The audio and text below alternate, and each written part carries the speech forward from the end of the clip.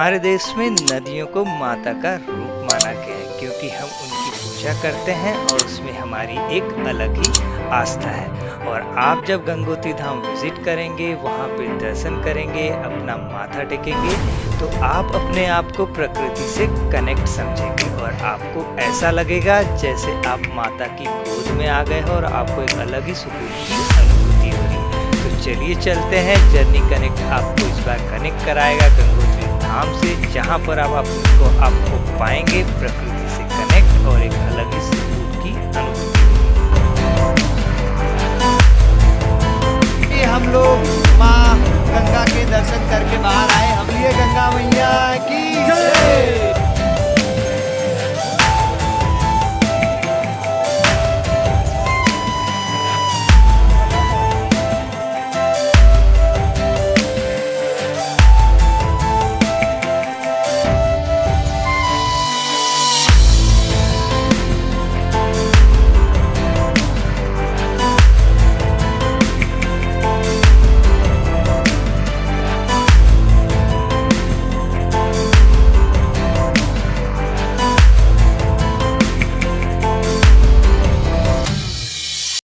हर हर गंगे दोस्तों, मैं सौरभ ढबाले आपका स्वागत करता हूं अपने YouTube चैनल जर्नी कनेक्ट पर। आप मेरे पीछे देख रहे हैं मां गंगा का मंदिर। मैं हूं इस समय गंगोत्री धाम में। हम यहां पे सुबह के भी दर्शन किए और रात की आरती भी देखी। तो इस ब्लॉग में आपको यहां की पूरी जानकारी मिलेगी कि दिन में यहां का कैसा माहौल है और रात में कैसा माहौल है, और आप यहाँ का भक्तिमय माहौल देख सकते हैं इस ब्लॉग के थ्रू और अपनी जर्नी प्लान कर सकते हैं। आपको पूरी डिटेल मिलेगी कि कैसी सड़कें हैं, कैसी ड्राइविंग करनी पड़ेगी, कहाँ रह सकते हैं, कब आना चाहिए और कैसा आपको ट्रिप प्लान करना चाहिए। तो यह ब्लॉग को ज़रूर देखिए और चलते हैं अब माता के दर्शन करते हैं। गंगोत्री धाम की यात्रा पर आने वाले लोग प्रायः यमुनोत्री यात्रा समाप्त करने के बाद ही यहाँ पर आते हैं। कुछ ही लोग होंगे जो शायद ही हरिद्वार से डायरेक्टली यहाँ पे आते होंगे। अगर आपको यमुनोत्री यात्रा से रिलेटेड जानकारी चाहिए तो आप हमारा यमुनोत्री यात्रा वाला ब्लॉग देख सकते हैं, जिसकी डिटेल डिस्क्रिप्शन बॉक्स में अवेलेबल है। चारधाम यात्रा जाने के लिए आपको चारधाम यात्रा का रजिस्ट्रेशन करना बहुत ज़रूरी है, जैसा कि हमने भी किया था। चारधाम यात्रा रजिस्ट्रेशन करने के लिए आप उसकी आधिकारिक जो साइट है वहीं से करिए। इसका पूरा वीडियो हमारा एक अलग से है, जिसमें हमने बताया है कि आपको कैसे रजिस्ट्रेशन करना चाहिए, कैसे आपको रजिस्ट्रेशन मिलेगा और रजिस्ट्रेशन स्टार्ट करने के पहले आपको कैसी तैयारी करनी चाहिए, डे वाइज प्लान बनाना, फिर आपको क्या क्या सामान लेना चाहिए ट्रैकिंग के लिए और ट्रैवल कॉमन के लिए, साथों साथ टेम्पल्स की टाइमिंग क्या रहेगी, ये सब आपको जानकारी वहाँ पे मिलेगी। साथों साथ हेलीकॉप्टर यात्रा की बुकिंग भी जानकारी मिलेगी। तो आप यह वीडियो ज़रूर देखना और रजिस्ट्रेशन आप ज़रूर करना, ताकि आपकी यात्रा में कोई प्रॉब्लम न हो। जब आपकी यमुनोत्री यात्रा आप समाप्त करें, रात में ही आप कोशिश करें कि बरकोट आ जाए, और ख़ास करके उस पॉइंट के आसपास जहां से आप धरासू पेंट के लिए जाते हैं, गंगोत्री के लिए रास्ता लेते हैं। रात में जब हम 8:30 बजे यमुनोत्री से निकले थे तो हमने टारगेट किया था कि लगभग हम बरकोट तक पहुंच जाए, ताकि सुबह सुबह का जो यमुनोत्री का आने वालों का ट्रैफिक रहेगा वो हम उसे अवॉइड कर सकें। तो हम लगभग 10:30 बजे बरकोट के आसपास पहुँचे। तो हमने सोचा कि अब स्टे कर लेना चाहिए। तो हमें यहाँ पे एक होम स्टे मिला। मैं आपको यहाँ का पीछे का व्यू दिखाता हूँ कि कितना मस्त है, क्योंकि यहाँ से पीछे में यमुना मैया निकल रही है। मैं आपको दिखाता हूँ वहाँ का व्यू।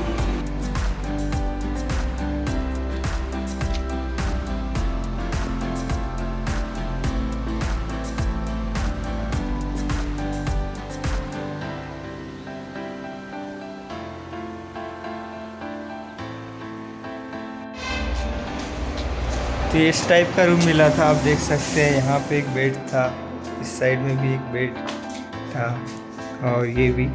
तो 4 लोगों के लिए ये सफिशिएंट था। और सामने का व्यू मैंने आपको बता ही दिया हूँ। और बाथरूम था। हाँ, गीजर की व्यवस्था नहीं थी, तो हमने वैसे गर्म पानी की रॉड ले आई थी। और ये मेन रोड है, जो कि अभी यहाँ से हम लोग गंगोत्री के लिए निकलेंगे। तो पंखे की भी व्यवस्था थी। तो रूम हमारा अच्छा था, 800 रुपीज़ का पड़ा। अब हम यहाँ से निकल रहे हैं और गंगोत्री टारगेट करेंगे कि 2 बजे तक पहुँच जाए। हम लोग बरकोट से 10 किलोमीटर पहले रुके हैं और अब हम निकल रहे हैं 8:30 बजे है। टारगेट है 6 घंटे में कंप्लीट करने का। देखते हैं कब तक हम वहाँ पहुँच पाते हैं। तो फिर हमारी यात्रा गंगोत्री के लिए स्टार्ट हो रही है। तो बोलो गंगा मैया की जय। आप कोशिश करिए इसी इलाके में स्टे करने की। 800 से 1000 रुपये में आपका स्टे भी हो जाएगा और आपको रात में आराम करने भी मिल जाएगा और सुबह आप जल्दी निकल भी सकते हैं।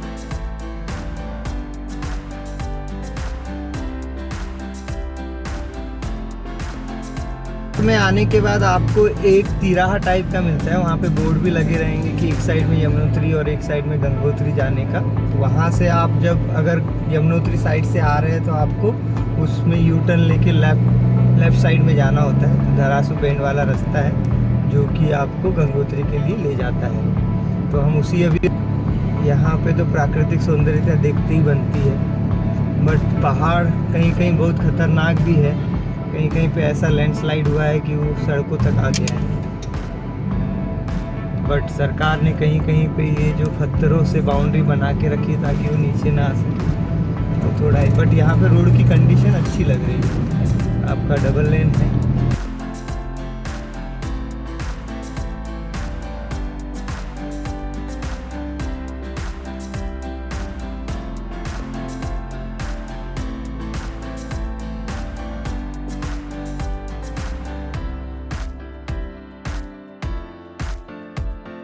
अभी हम पहुंच चुके हैं धरासू बैंड। यहाँ से सीधा जो हरिद्वार से आते हैं वो इसी रूट से सीधा आते हैं। हम यमुनोत्री से आए तो हम लेफ़्ट साइड से आए। जो हरिद्वार से आते हैं वो डायरेक्टली यहाँ पे आके मिलते हैं। तब यहाँ से लगभग 123 कितना दिखा है, 123 किलोमीटर बता रहा है। देखते हैं कितना टाइम लगता है यहाँ से। रोड की कंडीशन तो यहाँ तक हमें डबल लाइन रोड मिला है। गंगोत्री धाम के लिए आपके पास एक स्टे का ऑप्शन उत्तरकाशी भी होता है। अगर आपके पास टाइम है और यमुनोत्री से आ रहे हैं तो आप उत्तरकाशी में भी रुक सकते हैं, क्योंकि यहाँ से जो गंगोत्री धाम की जो डिस्टेंस है वो है 97 to 100 किलोमीटर। उत्तरकाशी को क्रॉस करने के बाद आपको एक बाईपास मिलता है जहाँ पे आपको डायरेक्शन मिलेगी कि किस साइड से होके आपको केदारनाथ के लिए मुड़ना है और एक सीधा रास्ता गंगोत्री के लिए जाएगा। तो आप यहाँ पे ध्यान रखिए। वहाँ पे नॉर्मली बैरिकेडिंग होगी, पुलिस होगी, तो आपको यहाँ पे जानकारी मिलेगी कि केदारनाथ के लिए कौन सा रास्ता रहना है और गंगोत्री के लिए कौन सा लेना है। उत्तरकाशी से क्रॉस ही हुए तो हमने देखा कि यहाँ पे एक रजिस्ट्रेशन सेंटर है। हमको यहाँ पे रोका गया। पूरे रजिस्ट्रेशन आप चेक कर लीजिए। ये रजिस्ट्रेशन सेंटर है। ये वो गाड़ी की एंट्री कर रहे हैं, पूछ रहे हैं कि आपकी गाड़ी में कितने लोग हैं, उनकी एज क्या है। अगर एज 50 से ऊपर है तो उसका मेडिकल टेस्ट भी हो रहा है। मेडिकल कैंप बना हुआ है जहाँ पे मेडिकल टेस्ट हो रहा है और उस साइड में जो है एंट्री हो रही है। तो ये सब सेंटर है और वहाँ पे शायद अपना रजिस्ट्रेशन भी है।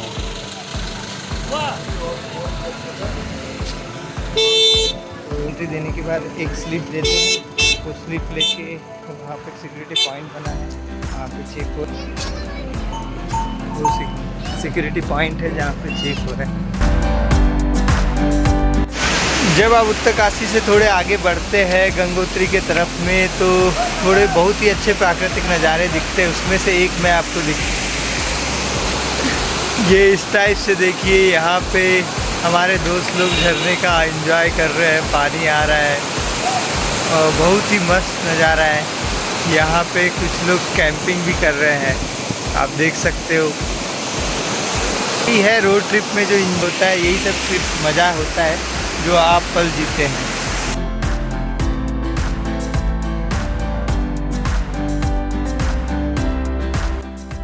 गंगोत्री के रास्ते में कहीं जगह आपको बहुत बड़े भूस्खलन देखेंगे। आपको यहाँ पे कार चलाते वक्त सावधानी बरतनी है। पहाड़ों पे थोड़ा नज़र रखना है कि साइड से कुछ पत्थर या कुछ आ तो नहीं रहे हैं। तो यहाँ जाते वक्त आप थोड़ा सावधानी जरूर बरतें।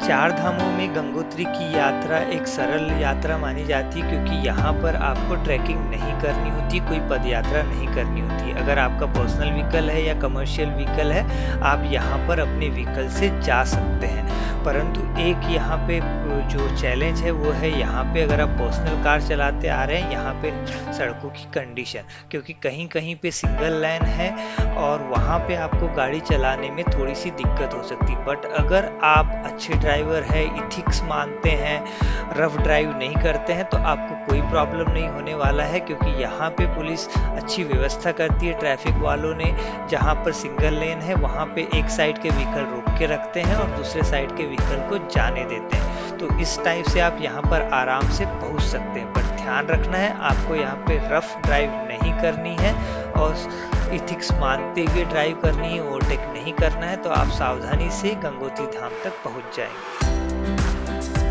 पर कोशिश करिए अपना व्हीकल किसी बड़ी बस के पीछे या एसयूवी के पीछे रखिए, ताकि आपको जजमेंट रहे और आपको आगे से आने वाली गाड़ियों के लिए भी जगह मिल सके। गंगोत्री से 33 किलोमीटर पहले आपको एक हरसिल विलेज मिलता है। यह विलेज बहुत ही अच्छा है, एक टूरिस्ट अट्रैक्शन भी है, आप यहाँ पे विजिट कर सकते हैं। बट मेरा सजेशन रहेगा आप यहाँ पे विजिट वापसी में करें। आप डायरेक्टली गंगोत्री धाम जाएं और वापसी में वहाँ सुबह जल्दी निकल के यहाँ पर आप विजिट कर सकते हैं, क्योंकि यह बहुत ही अच्छी प्लेस है विजिट करने के लिए, टूरिस्ट अट्रैक्शन है।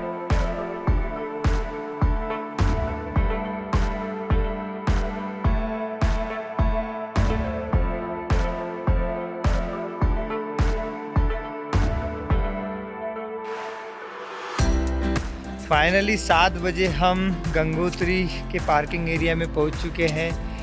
ये यहाँ का ये पार्किंग एरिया है।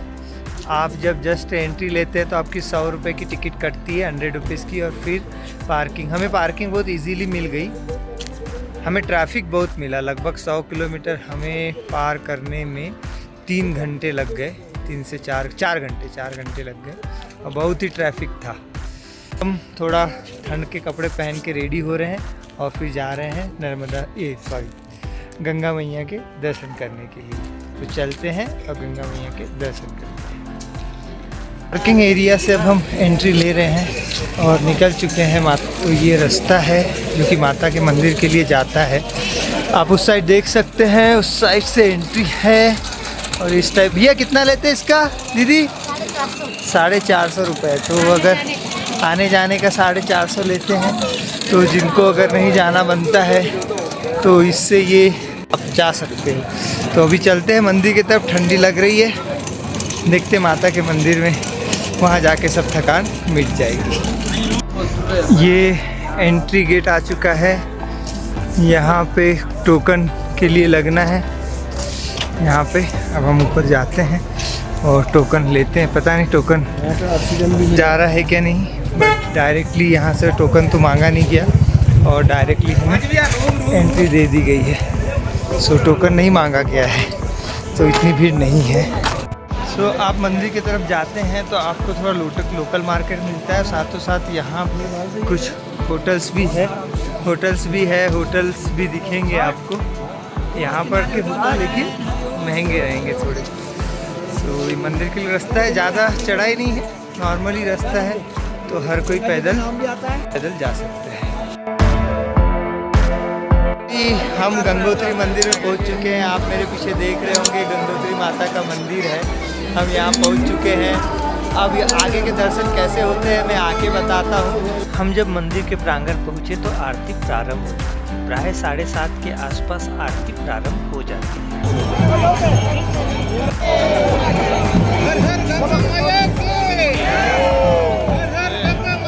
बोलो गंगे मैया की, बोलो गंगे मैया की। हम नॉर्मल लाइन में लगे हैं और वीआईपी लाइन है। यहाँ पे भी भगवान के दर्शन में वीआईपी कल्चर है। वहाँ से उन्हें डायरेक्टली एंट्री वहाँ मिल रही है वीआईपी वाली।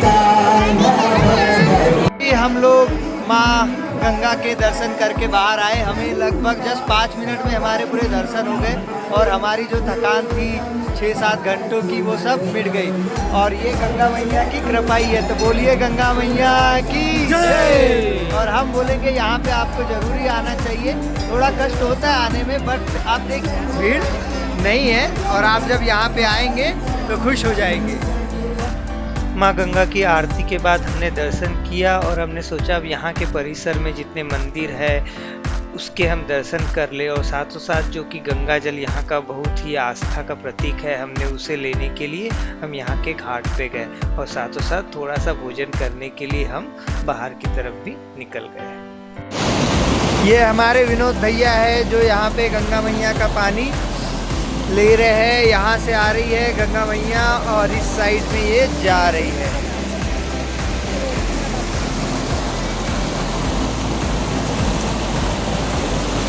तो मंदिर से बाहर ही आते हुए हमने एक रेस्टोरेंट ढूंढा और वहाँ पे हमने ऑर्डर किया। यहाँ का जो मेनू कार्ड है इतना ज़्यादा महंगा हमें लगा नहीं। नॉर्मली रेट थे, जैसे दाल फ्राई 110 की थी, नॉर्मल 90 की थी और रोटी का रेट 15 रुपये था। तो गंगोत्री में इतना ज़्यादा अंतर है नहीं। तो अभी यहाँ पे हम लोगों ने जो बुलाया है, रोटी बुलाया है, दाल फ्राई मंगाया है, बैगन भरता मंगाया है और करेला मंगाया है। तो आप भी अगर इस मार्केट में खाने कर सकते हैं।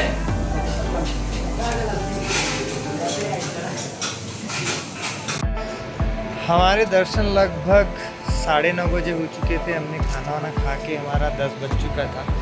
तो हमने सोचा कि अब निकलते हैं, बट हमें सिक्योरिटी यहाँ जो पुलिस लगी है उसने बोला कि नहीं जा सकते, रात में हम बैरिकेडिंग लगा देते हैं और रास्ता बंद कर देते हैं। तो फिर हमारे पास ऑप्शन था यहीं स्टे करने का। तो फिर हमने एक स्टे है 800 रुपये में है 4 लोगों के लिए इस टाइप से, क्योंकि हमें तो जस्ट सुबह उठना है और निकलना है। टाइप का हमें रूम मिला है 800 रुपये में, ताकि सुबह हम रेडी हुए और निकल जाए। गंगोत्री धाम में माता गंगा के पास में रहने का हमारा निर्णय इतना अच्छा हुआ क्योंकि हम जब यहाँ रात में रुके इतनी शांति की अनुभूति हमें हुई, और सुबह 5 बजे उठने पे जो हमने यहाँ का माहौल देखा इतना अच्छा हमें 4 धामों में से कहीं पे भी नहीं लगा। क्योंकि आपको जो यहाँ पे शांति का अनुभव होगा शायद ही किसी और धाम में वो आपको महसूस होगा। हर हर गंगे दोस्तों, सुबह के 6 बज रहे हैं और मैं हूँ गंगोत्री धाम में और मेरे पीछे बह रही है माँ गंगा।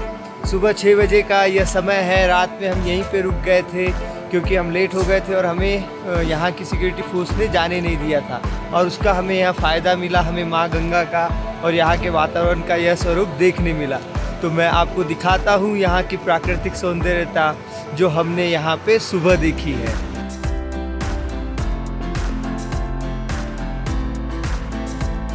कुछ लोग गंगोत्री से गौमुख की भी यात्रा करते हैं जो कि लगभग 18 किलोमीटर की पैदल यात्रा है।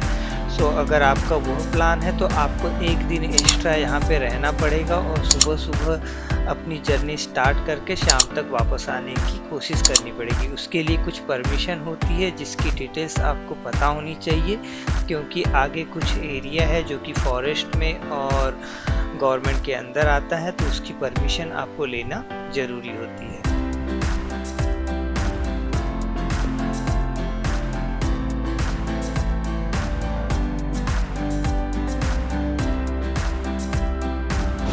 तो मैं आ चुका हूँ माँ गंगा के घाट पर। आप देख सकते हैं यहाँ पे माँ गंगा का कितना तेज प्रवाह है और उसकी आपको आवाज़ भी आ रही होगी। और ये माँ गंगा है जो ये इस साइड से गौमुख से होते हुए आती है, जो कि यहाँ से 18 किलोमीटर दूर है। वो आप देख रहे हैं उधर ग्लेशियर है। हमें होटल वाले ने बताया कि वहाँ पे गौमुख है, जो मैं थोड़ा जूम करता हूँ। वहाँ से माँ गंगा प्रवाहित होते हुए इन वादियों से होते हुए यहाँ पे आती है। तो आप देख सकते हो कितना तेज प्रवाह है। कुछ लोग उधर नहा भी रहे हैं और ये इस तरह से होते हुए जाती है। अब यहाँ पे मंदिर के दर्शन करने के बाद बहुत सारे और भी मंदिर है जहाँ पे आप दर्शन कर सकते हैं। इस टाइप की कलाकृति भी बनी हुई है जो तो आप यहाँ पे मंदिर के दर्शन कर ले और फिर बाद में और भी दर्शन कर सकते हैं। तो अब मैं उसे मंदिरों की तरफ ले जाता हूँ। मैं आ चुका हूँ गणेश मंदिर। तो ये है अपने श्री गणेश, और यहीं पे आपको दूसरे और मंदिर मिलेंगे। ये है माता का मंदिर, लक्ष्मी माता का और सरस्वती का मंदिर। अब हम चल दूसरे मंदिर की तरफ। अब हम आ चुके हैं भगीरथ तपस्थली। ये देखिए भगीरथ जी की तपस्थली है, जहाँ पे उन्होंने तपस्या करके माँ गंगा को बुलाया था। और दूसरे मंदिर की तरफ हम ऊपर मंदिर की तरफ आप देख सकते हैं, यहाँ से ये रास्ता है। अभी मैं आ चुका हूँ शिवा के टेम्पल। आप देख सकते हैं है शिवा का टेम्पल, शिव जी का। ये जस्ट मंदिर के बाजू से ही है। यहाँ प्रांगण पे बहुत सारे मंदिर है जिसका आप दर्शन कर सकते हैं। ये देखिए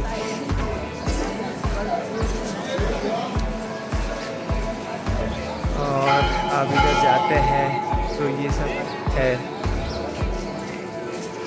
और वहाँ पे जो है इस टाइप से है। मेरे पीछे देख सकते हैं मेन मंदिर खुल चुके हैं दर्शन के लिए, और भक्तगण ने जाना स्टार्ट कर दिया है। तो अभी पाठ खुल चुके हैं और भक्तगण ऊपर की तरफ मंदिर की तरफ जाने लगे। अगर सुबह आपके पास टाइम है तो आपको यहाँ पर कुछ पॉइंट्स ज़रूर विजिट करने चाहिए, जो मैं आपको आगे बता रहा हूँ।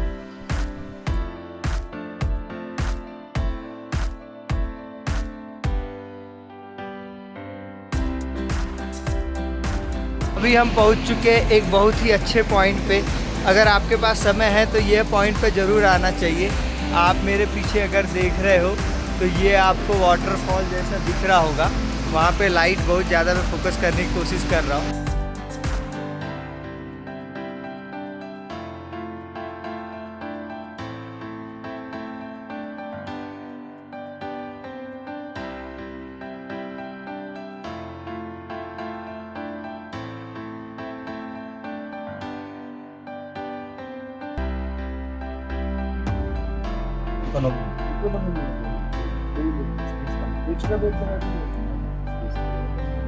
और ये बुकिंग ऑनलाइन ही हो जाती है। ये फैमिली सूट है।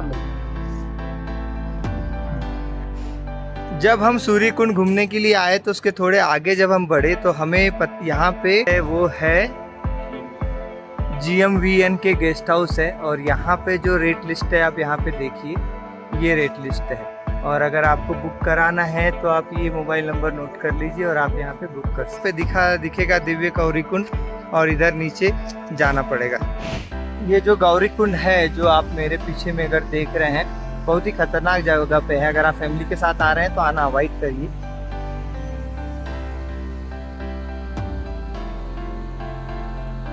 का महत्व बताइए आप। ये जो कुंड है ये माँ पार्वती जी ने जो गंगा जी आई है, तो उन्होंने जो है यहाँ पे स्थापना की।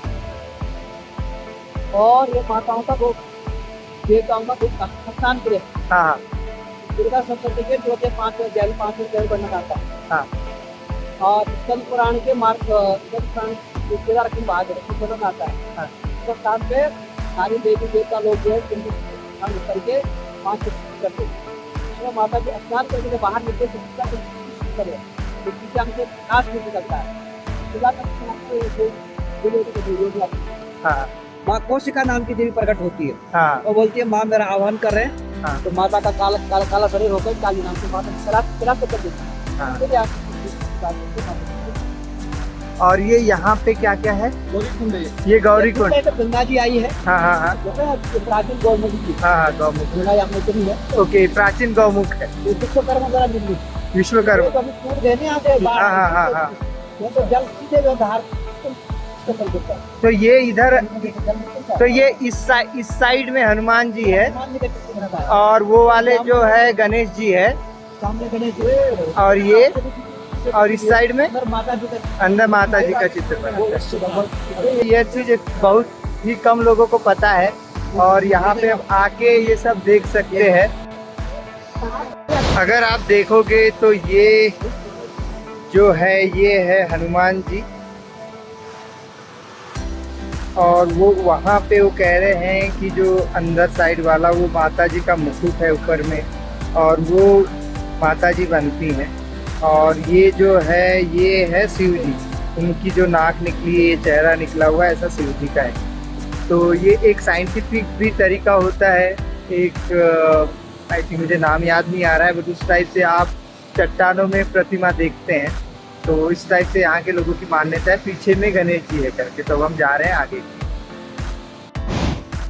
ये बाबा जी कह रहे थे कि ये गणेश जी है। अगर आप ध्यान से देखेंगे तो ये उनके सर का हिस्सा है, ये आँख होते हुए सूंड नीचे की तरफ जा रही है, ये एक कान है, ये दूसरा कान है, और यहीं से सूंड से होते हुए जो ये गंगा देवी यहाँ से आ रही है, वो सूंड से होते हुए पहले इधर गिरती थी, जो कि जाके उधर आगे में सूर्य कुंड के तरफ जाती थी। तो इस टाइप से ये यहाँ की मान्यता है। सूर्य कुंड से आगे के लिए निकल चुके हैं। यहाँ पे बहुत शांति है, बाजू से गंगा मैया बह रही है, मेरे इधर पीछे साइड से गंगा मैया बह रही है, और हम लोग अभी जा रहे हैं पांडव गुफा की तरफ। बहुत ही शांति है, कुछ नॉइस नहीं है। सूर्य कुंड से पहले आपको एक आर्ट गैलरी मिलती है, अगर आपके पास टाइम है तो आप उस आर्ट गैलरी देख सकते हैं। यहाँ पे बहुत ही हिस्ट्री की पिक्चर्स है, लाइक 1978 में कैसा केदारनाथ दिखता था और कैसे ऊपर का गौमुख है। जब शाम को कल दर्शन हुए थे तो हमें लगा था कि भीड़ नहीं है और हमें आराम से दर्शन हुए। ये हमारी गलतफहमी थी, क्योंकि हम जो टाइम पे आए थे उस समय शायद भीड़ छट गई थी। अभी मैं आपको दिखाता हूँ यहाँ पे कितनी भीड़। ये आप देखिए,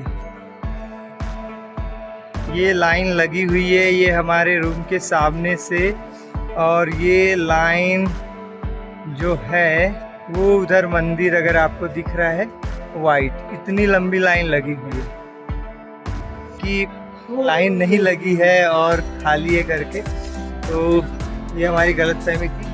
तो ये अच्छा है, लेकिन मेरे ख्याल से आप अगर आते हैं तो 3 बजे के बाद ही मंदिर तक पहुंचने की कोशिश करिए, यहाँ दर्शन करिए और यहीं पे रुक जाइए, और फिर आगे की जर्नी प्लान करिए। अगले दिन सुबह फिर आराम से दर्शन करके, सुबह भी हमने एक बार और दर्शन किए, फिर आराम से जाइए। तो सुबह भी 6 बजे तक 7 बजे तक दर्शन करके फिर आप आराम से निकल जाइए यहाँ से आसपास के पॉइंट।